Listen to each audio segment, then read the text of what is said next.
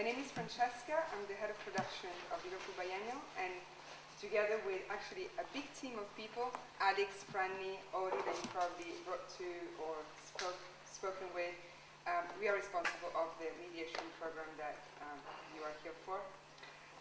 Sally Tallant, CEO and Artistic Director of Liverpool Biennial, will introduce the mediation program in the school, and then she will walk us through Liverpool Biennial, past, present, and future. I'll try to. Not all of them. Yeah. Don't worry. You're not like Only for hours. 40 minutes, not for hours. Yeah. Good. So welcome. It's very exciting because we kind of thought, okay, we want to do something a bit more meaningful in terms of how we engage with people in the city. Sorry, I'm looking around and seeing loads of people I recognise from last year. Great to see you back. Last year, obviously 2 years ago, I work in biennial years, so we lose a year every year, which means we're younger than we should be.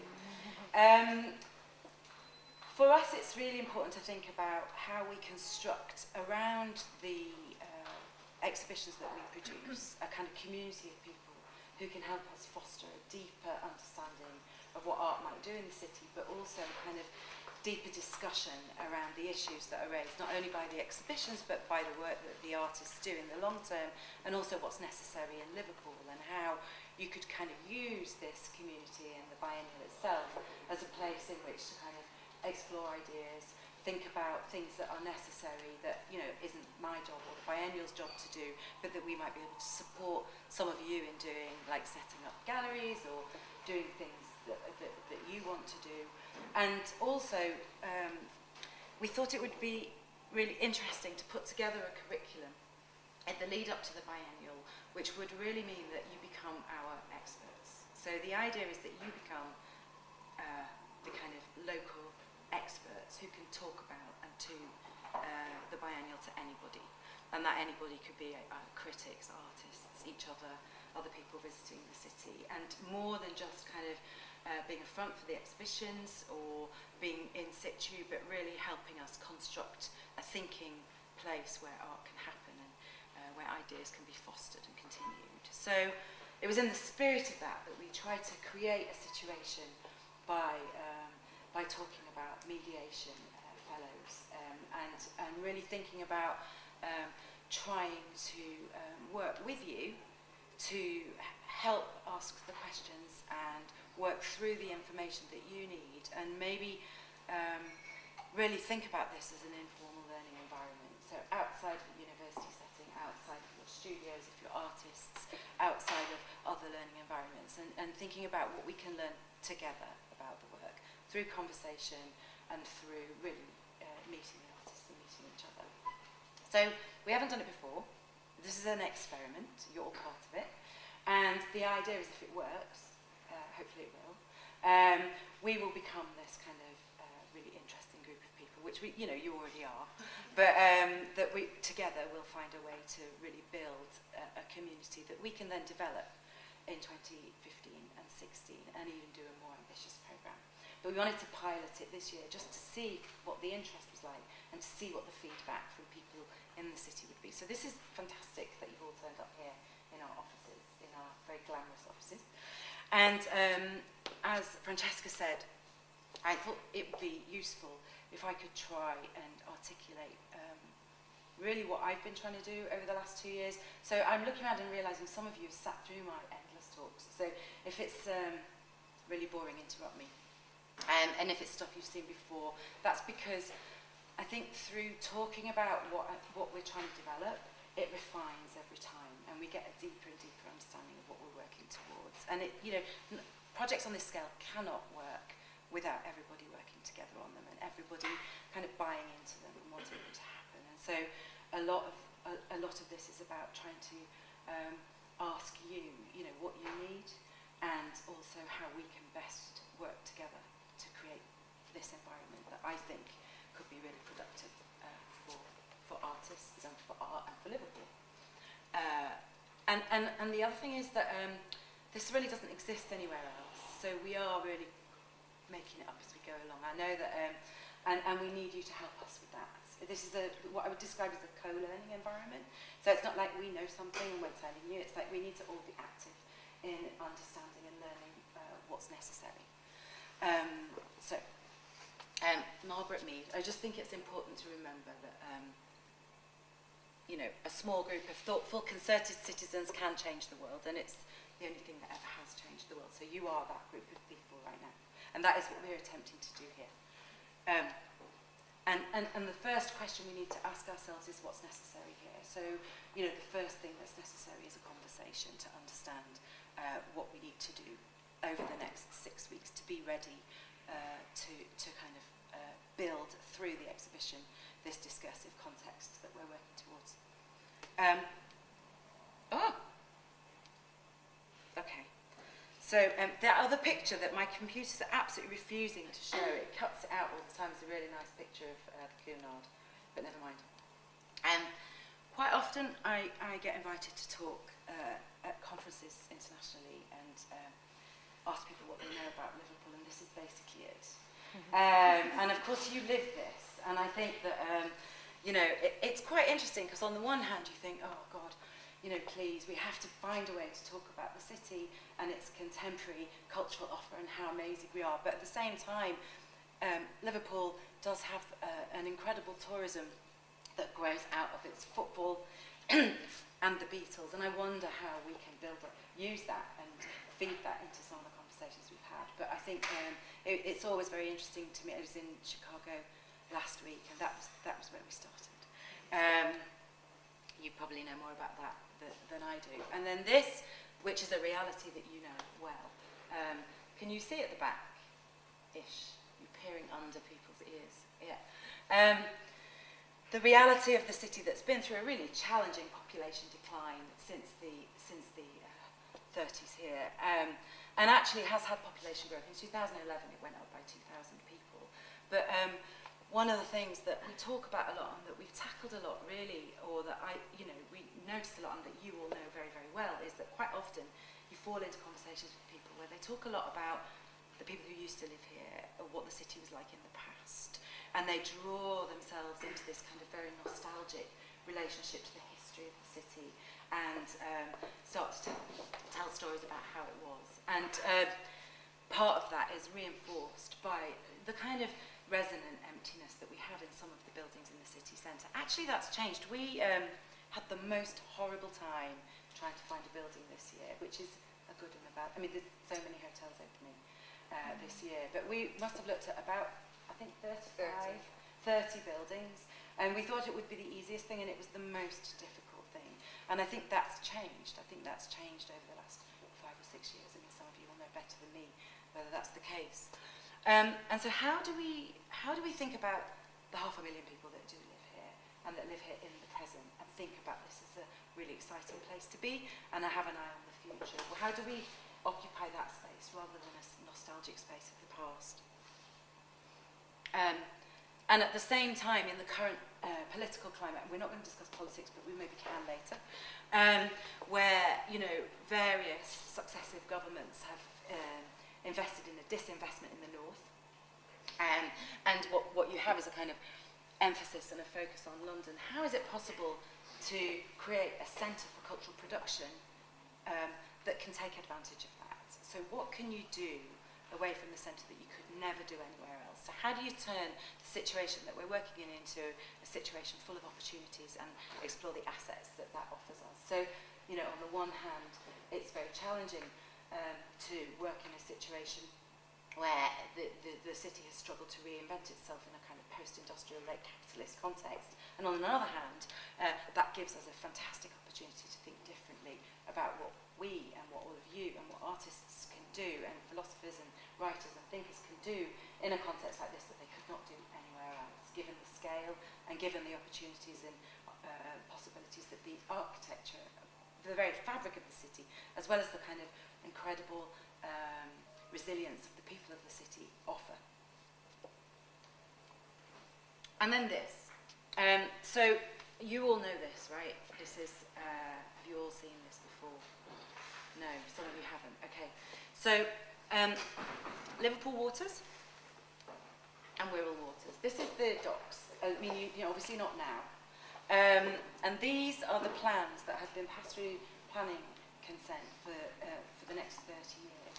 and as you know, Peel Holdings are developing those sites. And the idea is that those parts of the city on both sides of the water will be developed into, very recognisable waterfronts. I mean, if you look at waterfronts in Shanghai or in any other kind of city that's been through a rapid investment and reinvented itself, or a rapid architectural process, this is the kind of images that architects say is possible.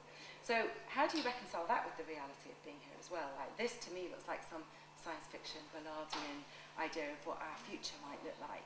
I don't know if any of you have read Supercamp. We can have a whole reading group around that kind of thing. But it doesn't really bear any resemblance to the reality of the situation now. So again, on the one hand, you have this kind of nostalgia, and on the other hand, you have this kind of sci-fi delayed gratification and look to the future. But how do we live in the present, and how do we actually really seize that time that we have now?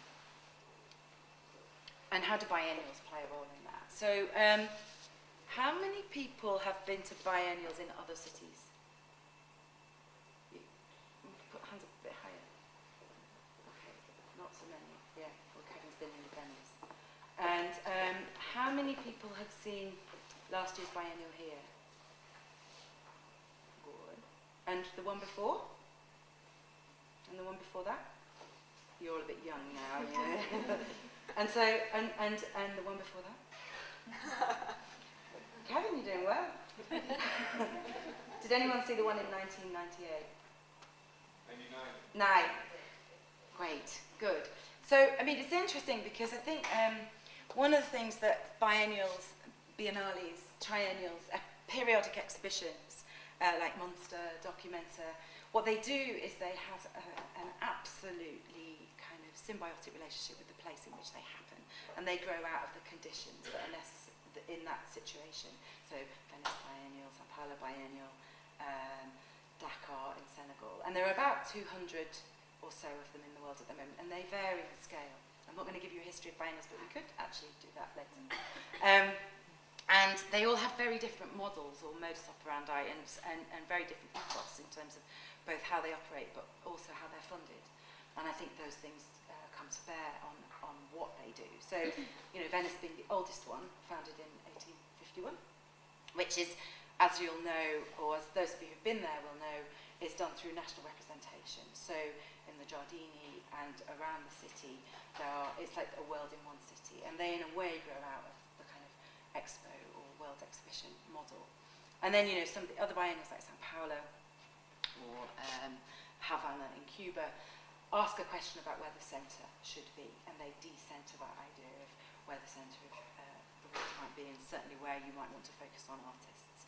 And then Liverpool was a kind of batch of biennials in the 90s that came out of looking at cities where there was a kind of cultural offer, but there was an opportunity to build on that and bring an international conversation to the table. And so our colleagues that we sort of think about as being partners and that we talk to a lot, like Istanbul, Berlin, Lyon. Lyon's older than us, but does a very similar thing. And they both bring together and add to the cultural offer in a city, which is quite different than somewhere like the Cochin Biennial that happened for the first time 2 years ago in India, where there was no contemporary art cultural offer in the city.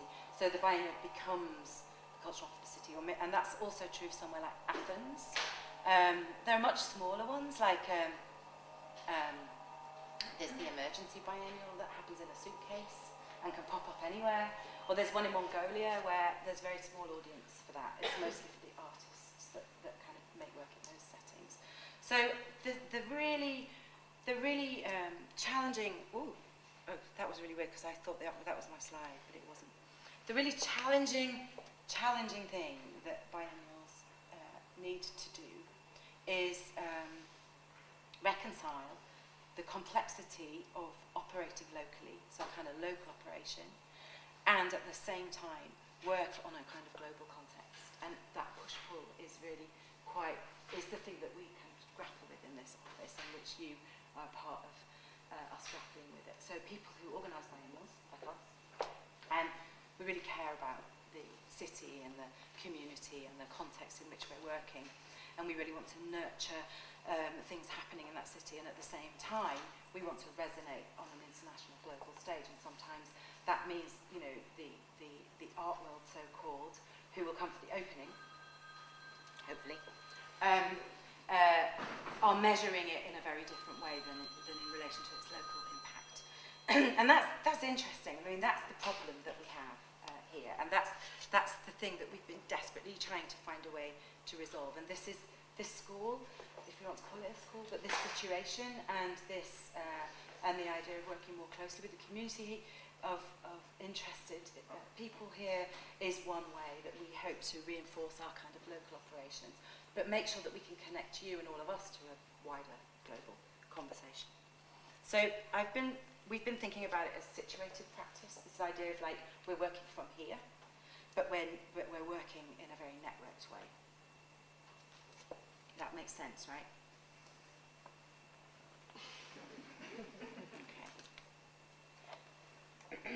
So the kind of models that have inspired us, of course, I think I talked before about 1851, but there's also the kind of great exhibition or the kind of world expos. This is an image, I just really like this photograph, so I'm just going to show you. It's like 1939 photograph of Flushing Meadows in New York from the World's Fair.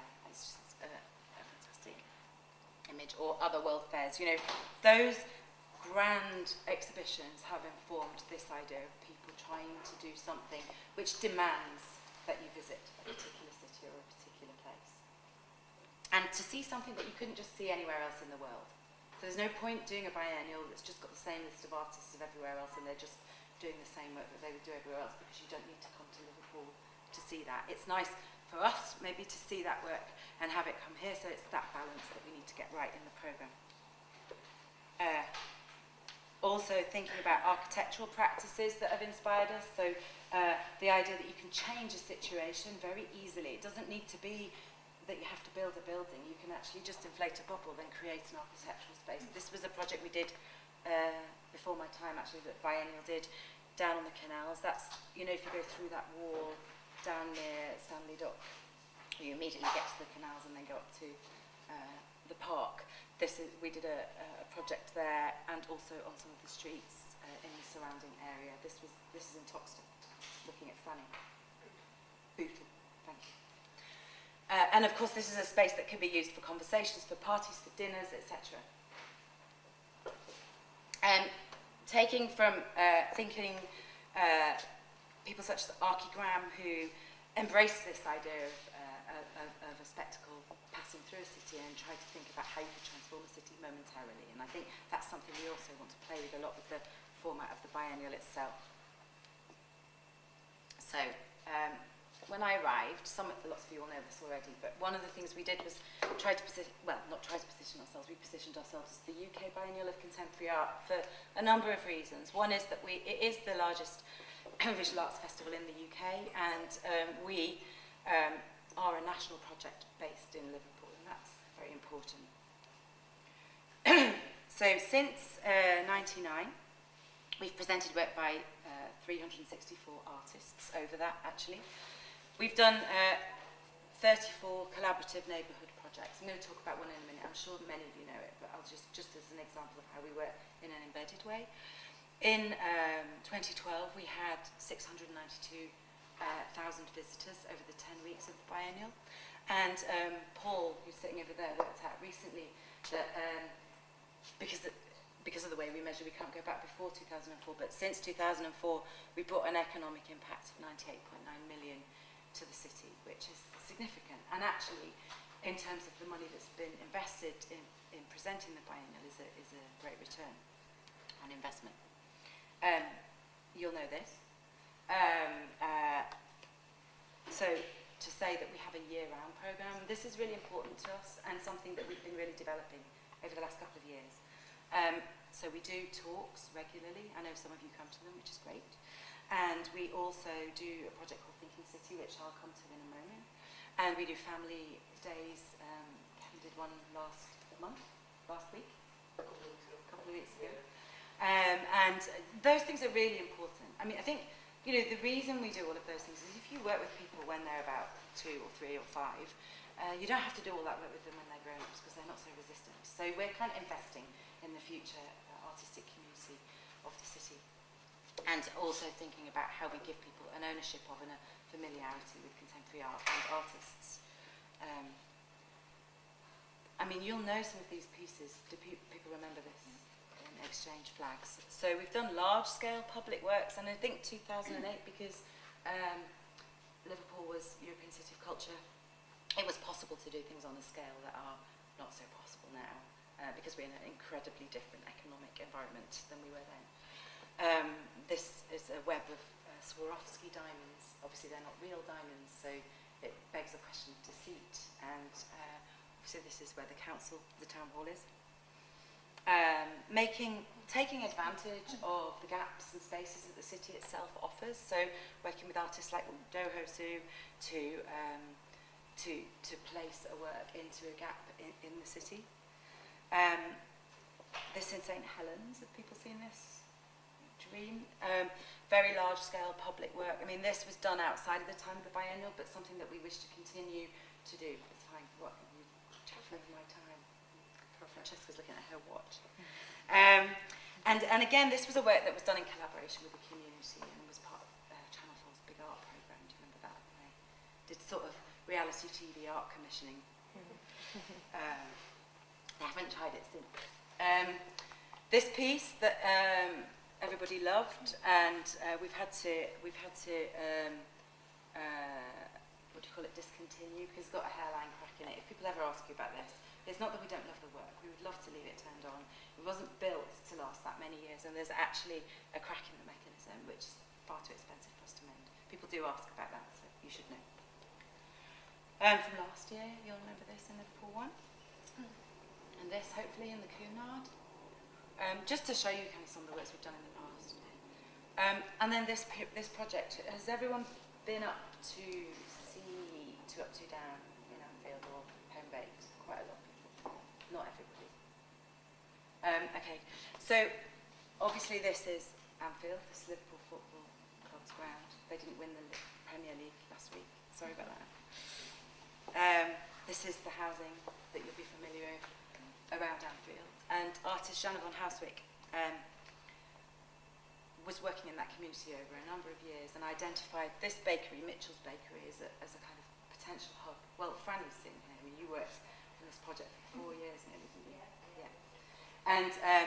And through working with the young people and people in that community over the last 4 years nearly, this has now been established as a community land trust and a cooperative bakery and is trading, which is fantastic. And the idea being that through an artist's intervention, a project is developed which has become a business, and hopefully we'll be able to develop property in that area. So I think, I mean, for me, I don't really know any other artists' projects that have actually managed to see through from the beginning of an artwork to actually then us and the artists slowly stepping away from the project and leaving a working bakery and hopefully a community land trust operating in the area. So for me, that would be a very successful example.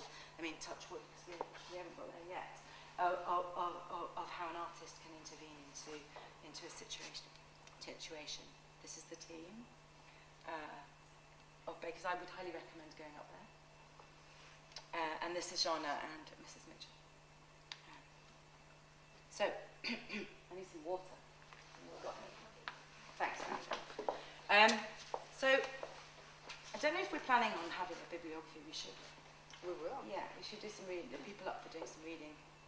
Yeah. So, inspired by thinkers around critical pedagogy and thinking through the ideas proposed by people like John Dewey around art as experience, also thinking about what Denise Scott Brown proposes in Learning from Las Vegas, where she says the city is a teacher. How can we use the city itself as a teacher to inform our practice?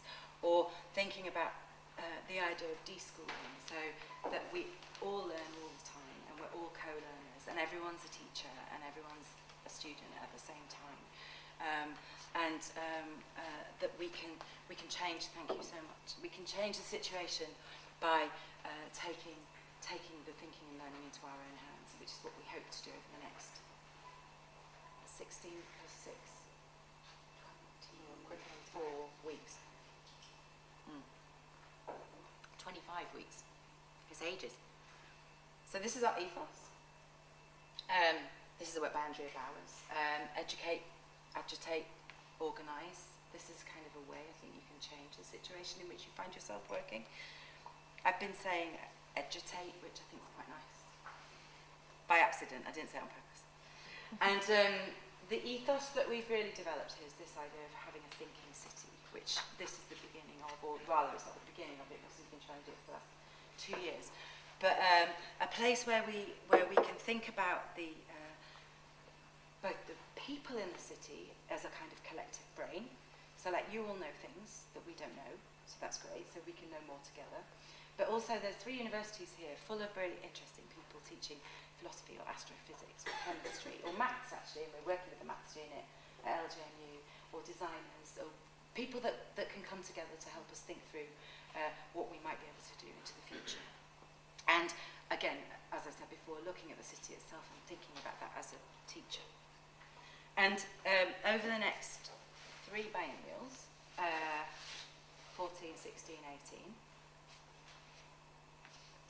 asking questions about how we might engage with the situation in Liverpool, not by making work about Liverpool, but by drawing from the city itself and putting work in Liverpool. So starting with a number of different places, so looking at the streets and the housing. I've seen this slide before, I didn't mean to put it in twice, sorry for that. Also, obviously, the docks, which you'll know probably better than me, Stanley Dock.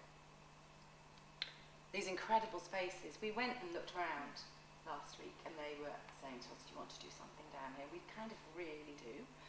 But then when you look at the space and you see how big it is, and there's 12 floors of each of those buildings, you kind of have this massive panic attack about how you could engage on the level of the scale of that architecture. I think we will in 16, but we're not going to go down this year. But we need to think through how you could do something that would have an impact, because it's so big. Have you been in those spaces, any of you?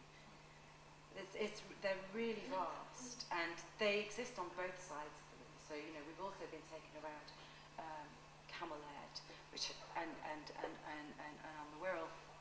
And again, you've got, because they built the ships on the other side, they're even bigger buildings. You just kind of stand there going, oh my God. It's really exciting, but it requires a very different kind of way of thinking. This building is a minor obsession that we all probably share. It would be great to get in there. There are various challenges and barriers to that, obviously, but I think that we will try and do something in there at 16. It's full of animal feed, which is incredibly smelly. I don't know. It's the leftover bits that they don't use for anything else, all dried up and fed to cows. It's why you shouldn't eat anything that's not organically farmed, in my opinion. And then the parks. So this, as you'll know, is Everton Park. This was Everton Park. Last year we were very lucky and we were able to work with James Corner from Field Operations, who did the High Line in New York. I don't know if any of you have seen that space. Very beautiful project and a very successful kind of transformation of what was a derelict railway line going across New York into this incredible landscape garden and commissioning site for artists and place now that people gather. And he proposed to us an armature for the redevelopment of that park, and we're working together with Everton Park, the Friends of Everton Park, Liverpool Vision and Liverpool City Council to think about over the next 10 years how we might commission artists to really think about how that park can be rethought and remade. This year, this isn't announced yet, so you're not allowed to kind of go telling everyone about this bit. This skateboard park in France, which is a kind of glow-in-the-dark concrete treatment skateboard park, and she's been working with young people in Everton Park to think through how they might design a specific skateboard park. The mayor made a promise last year to build 5 wheels parks in Liverpool, and this will be one of them, hopefully. So this will probably, fingers crossed if all goes well, open at the end of the biennial, and we're doing that with a number of the pieces as we move forward. William Morris. I do not want art for a few any more than I want education for a few or freedom for a few. So again, that informs how we work. So the tempo that we want to work with is kind of this idea that a moment can be monumental. So something that can last a very short period of time can also have an impact that can resonate as much as, say, a permanent artwork. So last year, for the opening, we commissioned Rhys Chatham to do a performance for 100 electric guitars in the cathedral. Did anyone go to that? Yeah. It was memorable. Yeah. Was anyone in it? My friend was. Oh. A couple of friends there, like bass. Okay, the 8 bass guitarists. Yeah. Yes. One of them was my friend. Excellent. Just deadpan, but. Yeah. It was. I mean, I think what's good about it was an hour-long performance, but it did. I think have a really long-term impact on. I mean, I know some people formed bands out of that, etc. So, and then we worked with the drawing papers and the Royal Standard to do a kind of 12-hour drawing session at Camp and Furnace, which was kind of dropping, but was again a really memorable event, and I think something like 800 people took part in it over the 12 hours, and it was something that I think in the middle of the afternoon it was like loads of kids doing it, and then of course as it descended into the midnight hours it wasn't so many sober people doing the drawing. But it was really fantastic, and it felt more like an art school than any art school I've been into for a very long time, because it felt like a studio where people were actually making things, and it felt really exciting. I don't know, what did you think? I thought it was really good. So here's the plan. Lots of you have seen this before, but I just keep repeating it so it becomes true. We want to plan, instead of, because biennials, the problem with them is that like 2 years is no time, and it just goes too quickly. So we're trying to plan a longer term project that unfolds over a decade, beginning in 2014. So we've all had like this huge act of faith. We invited 2 curators to work with us, Elder Haupt and Anthony Huberman, who fearlessly jumped in and have joined the team because we were still forming what we wanted to what we were trying to do as a team, and we've all kind of worked together to create a beginning. So 2014 and what you'll see presented this year, I see as the beginning of the next 5 biennials. And instead of having themes, which I think some of you may have been used to before, rather than having a kind of thematic idea, like in 2012 the idea was hospitality, and then everybody in the city curated a project around that theme. I think it's more interesting for us to do an exhibition curated by Anthony and May, and then ask everyone else in the city to absolutely put on their best shows, and we will present it underneath a kind of time frame in a banner. And I hope that will present a really mature approach to doing a biennial, because we're kind of adults now. We're sort of, it's the 8th edition, so we're 16, nearly adults, 17. So in the next 10 years, this is what we'll do. 5 biennials, 5 permanent public artworks, 5 new pieces of music. Hopefully now the Everyman is open, we sort of couldn't work with them until now, but we can collaborate with them on some performance works or plays, research, lectures, 5 conferences. We did a big conference last year called Future City, which we did in collaboration with Qatar Museums Authority, and that led to the journal that is now on our website. Hopefully some of you will have seen it. And then a continuous programme of research and residencies. This is the next phase. So we want to, beginning with this kind of project, then start to support artists to come and live in the city and have fellowships and research residencies where they can produce work in the 2 years in the lead up. And maybe even we start people now who are going to present in 2018. So to really embrace that idea of working with people over the longer term and building ambition.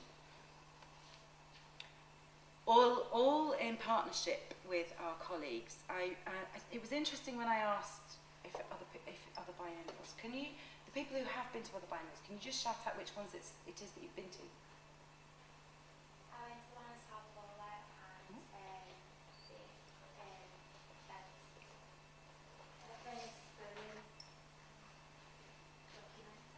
Yeah. And Kevin, you've been to lots more, haven't you? Yeah, I went to Sharjah last year as well. Oh yeah. Art in the desert, kind of along the desert in the heat. It's fun. Take a holiday.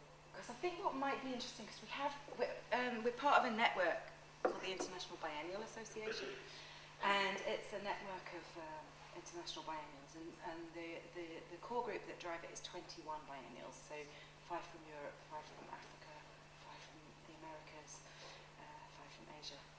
And I think what we might try and do during this biennial this year is bring people to talk about their approach to making biennials, because I think one of the things that's important is not to kind of fall into a kind of local echo. So just because we've done a biennial in one way in the past doesn't mean we should do it again like that into the future. We need to be really active in thinking about what we can do here that can contribute to a wider field, but also create a new way of working.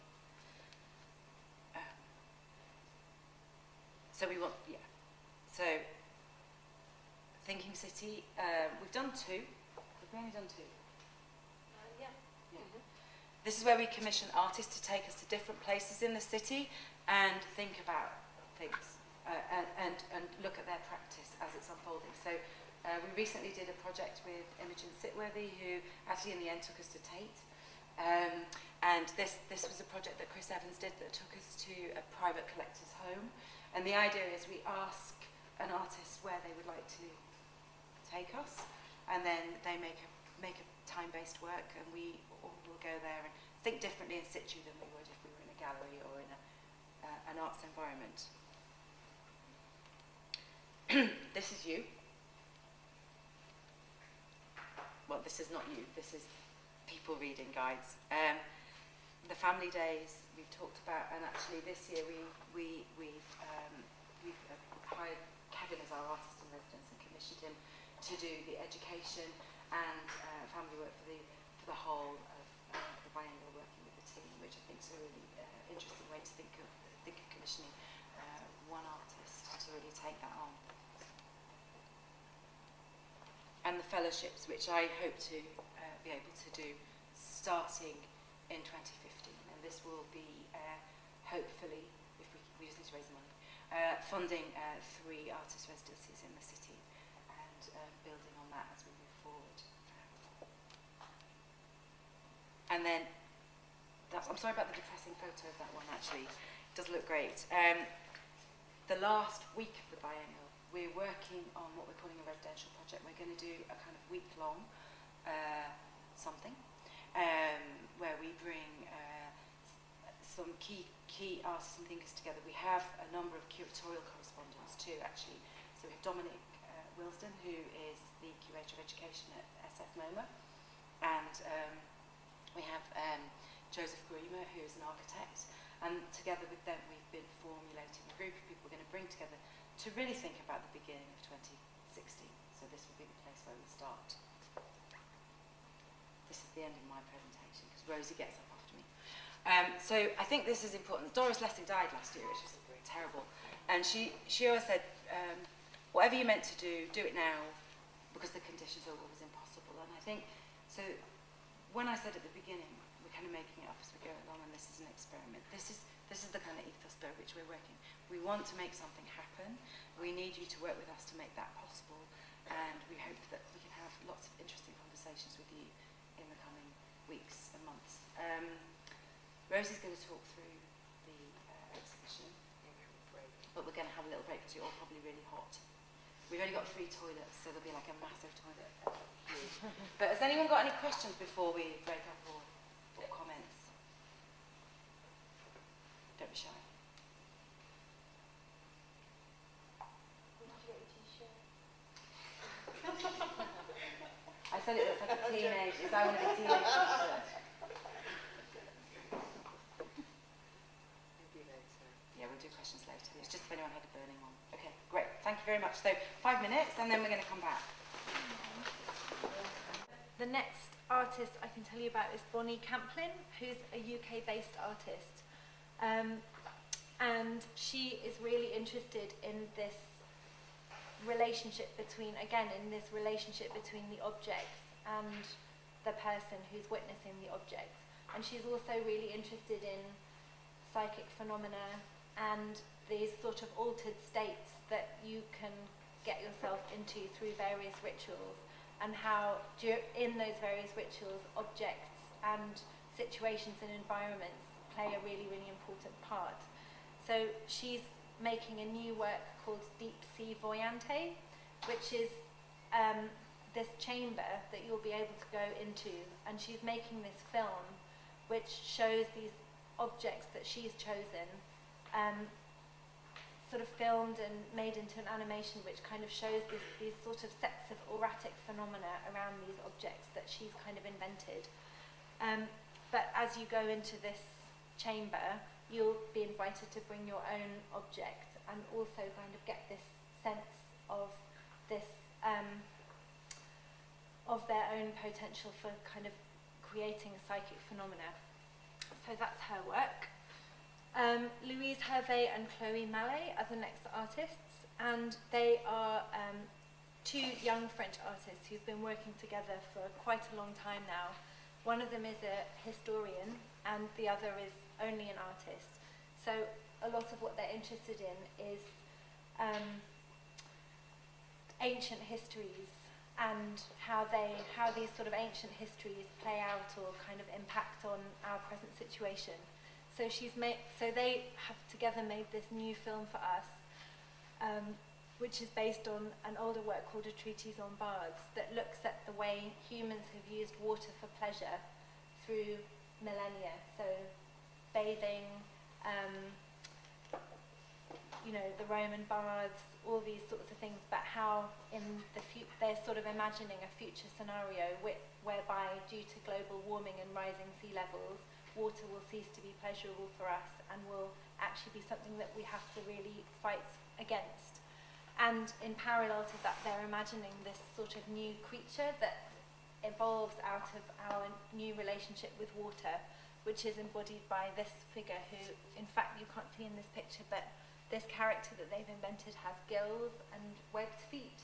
So it's this sort of sci-fi version of a future based on this kind of ecological disaster scenario.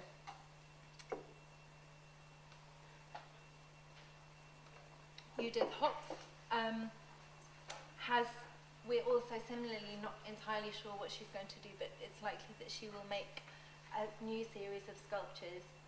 She's really interested in anthropomorphism and how animals and objects have their own consciousness or a sort of potentially a different way of relating to the world around us, and how as humans we can become differently connected to those kinds of consciousnesses. So one film that she's made, for example, is, which we don't have an image of here, but if you Google her name you'll find it quite easily because it's a very famous film of hers, that it's this person wearing this kind of egg costume, which is a little bit like a sort of Bauhaus ballet outfit, and trying to kind of negotiate but not able to get into any of the doors, or finding it hard to maneuver. So it's this idea of the sort of anthropomorphic object and their relationship with the world around them, and this idea of this sort of two quite conflicting forms of modernism coming up against each other. Norma Jean, who some of you might know that Norma Jean is actually the birth name of Marilyn Monroe. So Norma Jean is actually an Italian artist who never appears in public or to give interviews. He always operates under this pseudonym called Norma Jean. And the idea is that anybody who becomes part of the artistic process of making the work also becomes Norma Jean as well. So it's this idea of a kind of anonymous collective endeavour towards the making of an artwork. So this is a work, for example, that he made for the Venice Biennial in 2007. And it started off, this is all plasticine, and it started off as this big cube in 3 layers, one black, one white and one red. And people were just invited to kind of tear apart the plasticine and make new shapes.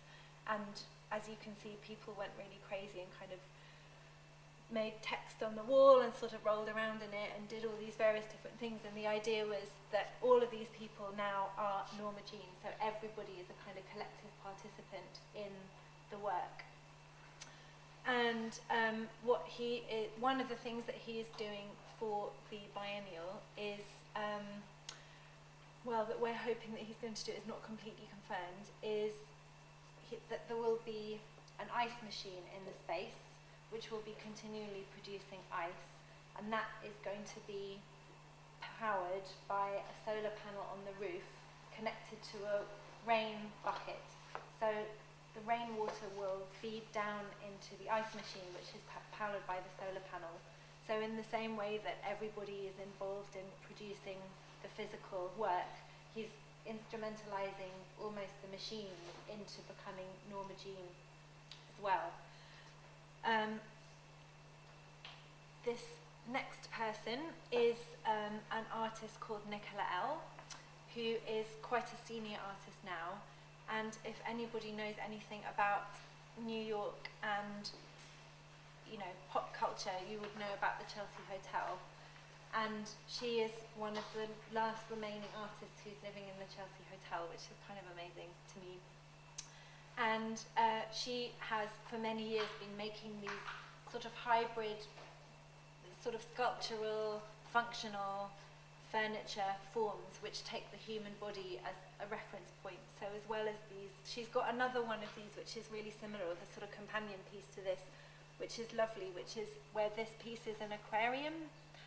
This piece is the bookcase and the brain is the aquarium. So yeah, she uses the human body in really sort of playful ways, and there's a really nice sofa which is a giant foot. So we're having a number of her works throughout the space. William Levitt is also another older artist who was really involved in the sort of LA modernist movement in the 1960s and 70s. And there's this phrase that's very associated with his practice, which is the theatre of the ordinary. So he's based in LA, where, as you can imagine, he's really surrounded by the movie industry, set design, all these very kind of artificial representations of everyday life. And he's really interested in taking these artificial representations.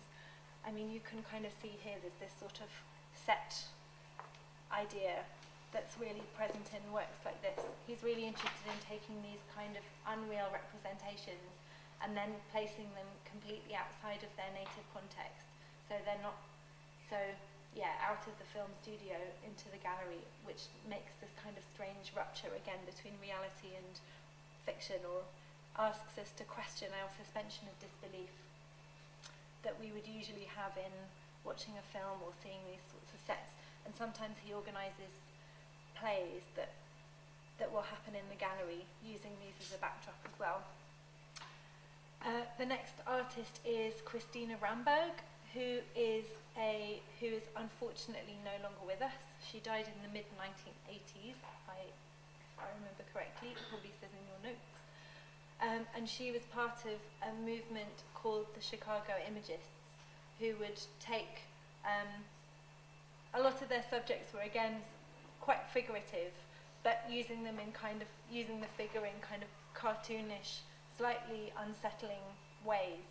And Christina Ramberg is very known for painting these images of the female body and the way that we adorn ourselves. Well, not me, but many people adorn themselves in sort of satiny undergarments and things like that, and really sort of playing with the abstraction that gives to the human body, these various different sort of uncomfortable or cartoon-like shapes that we sort of push and mould our bodies into.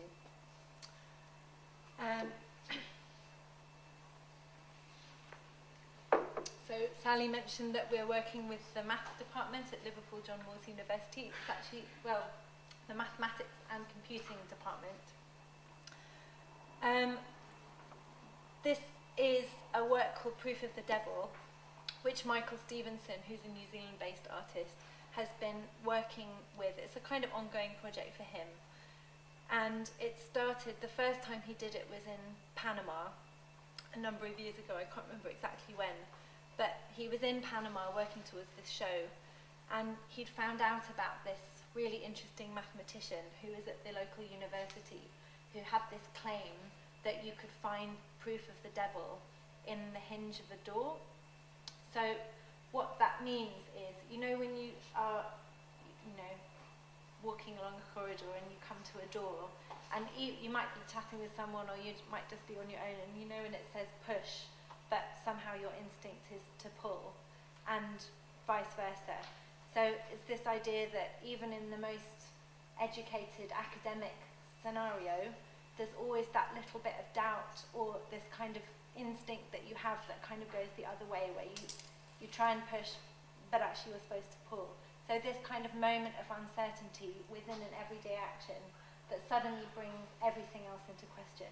So this mathematician from Panama had this idea that the proof of the devil, which is suddenly, okay, therefore we can't prove whether the devil exists or not. It's this kind of action that suddenly brings many, many things and many of our normal beliefs completely into question. So we are borrowing some doors from the maths department at Liverpool John Moores University, which is very generous of them to lend them to us. And we're going to create these similar situations like this, where the door is actually hung on a specially made frame. But rather than this push and pull label, maybe you'd say, being on the front of the door, actually all of these are connected to another room which has a bunch of computers in, which are creating a situation where the push and the pull is completely random.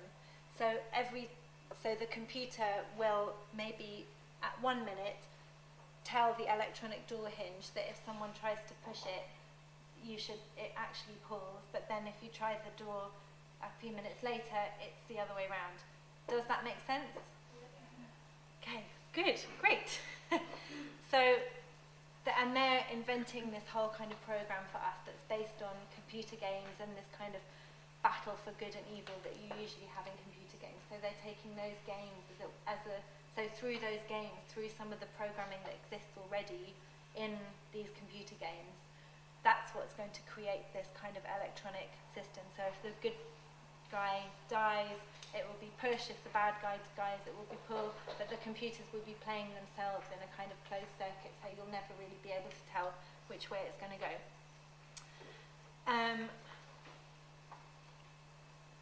Joseph Strauss and Stefan Cheroknin.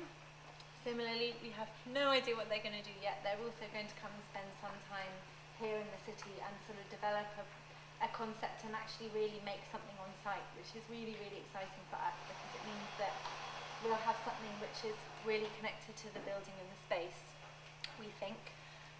Joseph Strauss is an artist and a writer, and similarly he's really interested in unpacking these things that happen to us every day, and a lot of his work manifests itself as short stories and writings where he'll really kind of highlight this moment, which actually to us might seem quite normal, but for him it's got this really sort of particular resonance to it. I mean, I'm sure we all share in these things where something happens and it causes a kind of rupture in our everyday lives, and he's going to be working in collaboration with Stefan Cheroknin, who's a musician, and they often work together kind of forming soundtracks for these sculptures that Joseph Strauss is making.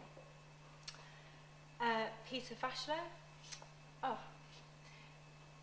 his name is spelt wrong there, but anyway, he's Peter Faschler, who is a German artist, and he's creating a new work for us, which will, similarly, we're not entirely sure what it's going to be yet, but I'll tell you a little bit about this series of animations, which is a series he's been working on for some years now, which will be within the exhibition.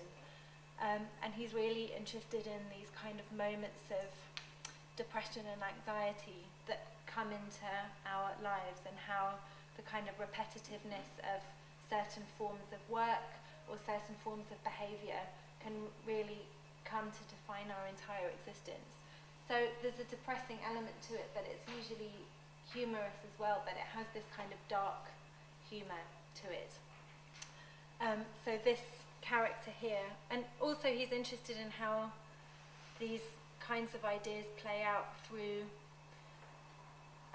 cartoons, animations, things that are sort of surrounding us every day. So this anthropomorphic rat character is kind of continually going to work, coming back, going to work, coming back, etc. The last artist I will talk about in the group show is Amelie von Wolfen, who makes these sort of paintings and illustrations, also similarly these sort of objects and fruit. She does a lot of these sort of fruit that are engaging in everyday life situations. This is some fruit playing a game of spin the bottle. Okay, so moving from the group exhibition, I know I'm going to go a bit quicker because I'm just aware of the time. At FACT, which is, as I said, this sort of place where you come to see film, cinema, and new media work, we've invited an LA-based artist called Sharon Lockhart to present a solo exhibition. Sharon Lockhart's really interested in cinema and documentary forms as well, and often she really alights on these moments of labour or action and really, really spends a lot of time looking at those moments. So, for example, this work, Podwórko, which she made in 2009, shows this group of children in the town of Lodz in Poland who are really using, she noticed how these children who don't necessarily have playgrounds around them, all these sorts of things that we would probably find quite common, how they've actually started using the city as their playground. So they're using it as a jungle gym, drawing patterns and flowers onto the wall. They've really kind of reinvented the way they use the city themselves. And this film, as I remember, it lasts around 20 minutes, and it just shows this. So it's just this really kind of careful, close look at these children and how they interact with the city. We're commissioning a new series of works from her, which takes as a starting point a relationship that she has with Milena, who's one of the children that she met during the making of Podwórko in 2009. And ever since then, she's been going back to where Milena lives, which is in an orphanage in Poland, to spend time with her and make work that really kind of uses her life as a starting point for thinking about the rights of children, how children have a voice within society, and the sort of everyday life of a child in that situation. So she's just about to spend 3 weeks working with Milena and about 20 other girls from her orphanage. And also Sharon's collaborating with a philosopher and educationalist called Bartosz Przybyl, who is going to work with her to create a kind of curriculum of philosophy and play for these children, so they can really sort of start to think about these kind of much bigger ideas in society and in the world around them as well. And she'll make a film from that, which we will premiere in October. At the Blue Coat, which, as I was mentioning before, is the oldest centre for contemporary art in Liverpool, and somewhere where artists really meet, is an exhibition of James McNeill Whistler. This is not necessarily the painting that you would associate with Whistler in the slightest. Probably the one that you would know is Whistler's mother, and all these very beautiful portraits of women just sort of standing on their own. But Whistler, the way we're presenting Whistler is really as one of the first contemporary artists in the way that we understand them today. So somebody who is very, very preoccupied with the sort of distribution and display of his artwork. So as well as kind of experimenting with abstraction and, and different sort of forms of representation, Whistler was really engaged in the sort of role and the value of the artist within society, to the point at which he took one of his critics to court, not because he thought he was going to win, but because he felt that it was a really important public forum where he could stand up and talk about the role of the artist in society, not just as a follower of fashion or a follower of his patrons, but really as somebody who has something intellectual to contribute. This is an incredibly damning portrait of one of his patrons. And we're also going to be recreating this back panel of the Peacock Room, which is one of his very famous kind of, I mean, you would probably call it something along the lines of an installation.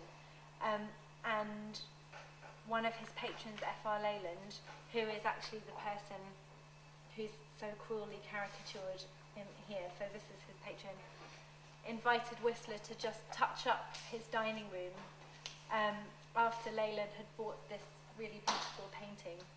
But actually what Whistler did was to paint the entire room green and all these kind of incredible gold decorations, because he just thought that would look better. And Leyland was completely furious and asked Whistler to repair the damage. So Whistler went back and then made it even more dramatic by painting these two peacocks onto one section. And this rather sort of hectoring peacock is supposed to represent Leyland, and this one is supposed to represent Whistler. So he was really, really antagonistic, and just really always felt that the artist should not be told what to do by the patron, that it's really the role of the artist to make those kinds of decisions. So through this recreation of this back panel and various different sort of drawings and etchings and also plans for exhibitions, I mean, before Whistler started making exhibitions of his own work, you would really always have seen this kind of crazy salon hang of kind of paintings stacked up everywhere. You could really not really see much wall at all.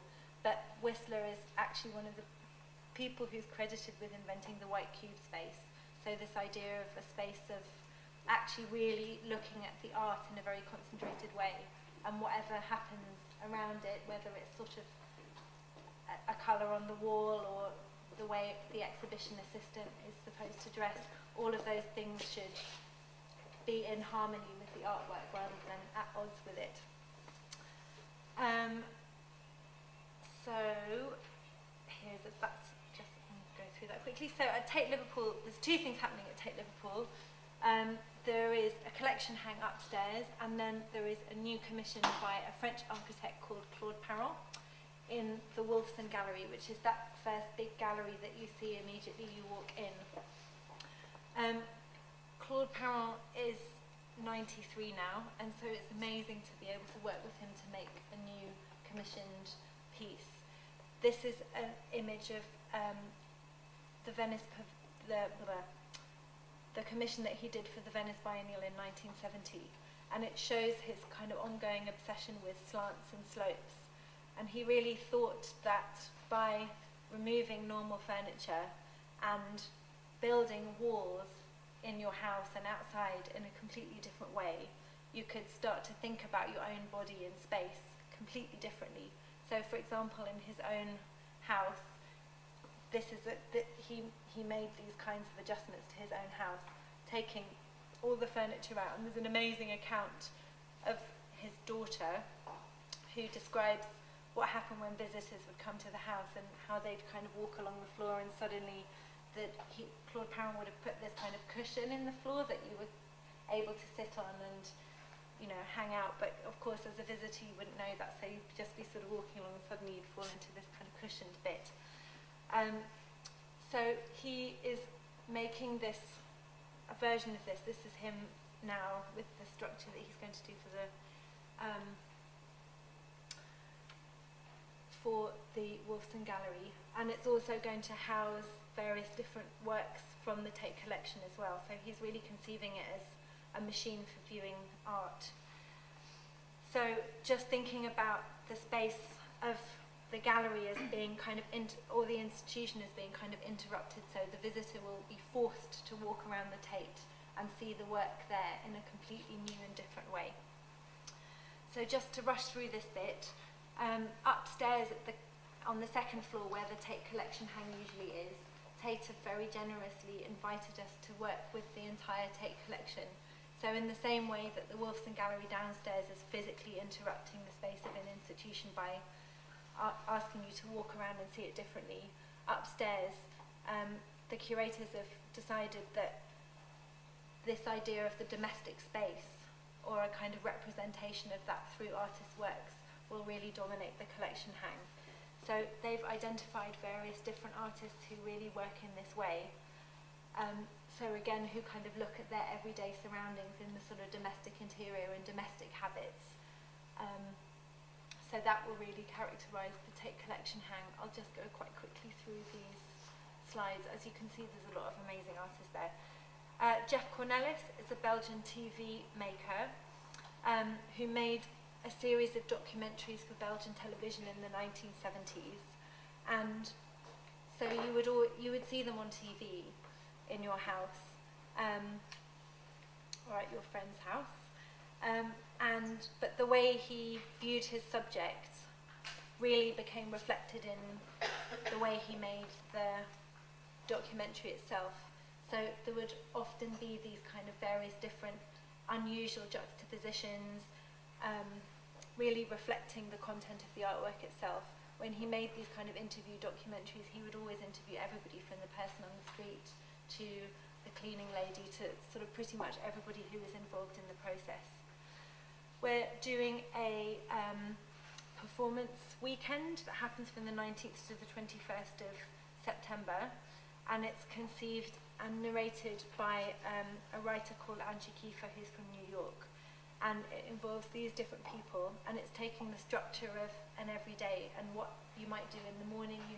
So we might have a performance that happens at 10 a.m. in the coffee shop, and then something a little bit later at the bus stop. So it's taking the sort of times and habits of every day as a kind of framework for artists to respond to. God, I'm sorry, this is really taking a really long time. Shall I wrap it up in 2 seconds? No, yeah, no, I'll go shouldn't. quick. No, Okay. it's fine. All right, so annual commissions. So outside of the biennial exhibition, A Needle Walks into the Haystack, we also are working on these big annual commissions, some of which will be presented outside of the time of the biennial. So this first one is actually going to open in June, and I don't know how many of you know about dazzle camouflage. Yeah, great. It was something that was used a lot in World War I, and someone at the War Office basically got really obsessed with the way abstract painting at that time would kind of dazzle and baffle the eye. So you're not really quite sure what you're looking at. So that person commissioned artists to create dazzle camouflage for ships, and I think a couple of thousand ships were painted in this way during the First World War. It wasn't massively effective, so it only happened in the First World War, not the Second, but it still created this absolutely incredible and very striking, aesthetic. And we are working with National Museums Liverpool and also 1418 Now, which, as some of you might know, is the kind of cultural commissioning arm of the 1418 First World War commemorations. So we're working in partnership with them and also with Tate to dazzle this ship, which some of you might know, which is the Edmund Gardner, which is just kind of between Tate and the Museum of Liverpool, and it's in dry dock. And this is an artist called Carlos Cruz Diaz, who is fantastic, and he's developed all these incredible optical techniques through his years of working. And as you can see, he's really into dazzle, as seen in his jumper and table. But he's really, really excited to be working with us on this commission, because he's also, as you can imagine, been really, really interested in dazzle camouflage. So for him, this is an amazing opportunity. And he's also in his early 90s, so it's really special to be able to work with him now. And he's going to dazzle the ship. He's also dazzled road crossings. On the 5th of July, we will present a large performance work in the Anglican Cathedral, and that performance work is Michael Nyman, who's collaborating with the Royal Liverpool Philharmonic Orchestra. And so since Hillsborough happened, Nyman has always been thinking about this idea of how to memorialise such an incredibly significant event. What could you possibly do that gives proper resonance and proper respect to that situation? He's also a really big football fan, so this has been really in his mind for a really long time.